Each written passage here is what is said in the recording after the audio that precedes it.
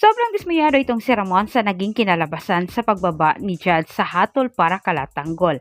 Tiwala kasi itong si Ramon na maganda ang kinalabasan sa kanilang paglapit dito sa Judge, pero taliwas ang nangyari sa kanilang inasahan. Naramdaman naman ni Ramon na may kumontra umano sa kanilang ginawa.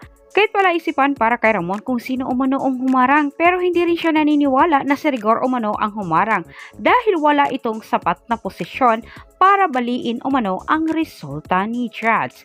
Pinaginalaan ni Ramon itong si Olga na pumigil umano sa paglaya ni Tanggol kahit nanggagalaiti itong si Ramon sa galit dahil siya'y nautakan umano sa pikin niyang kapatid.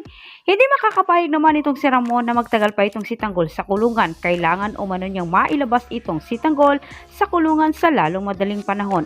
Dagdag ni Ramon na hindi umano maaring maranasan ni Tanggol ang kanyang sinapit sa loob ng piitan.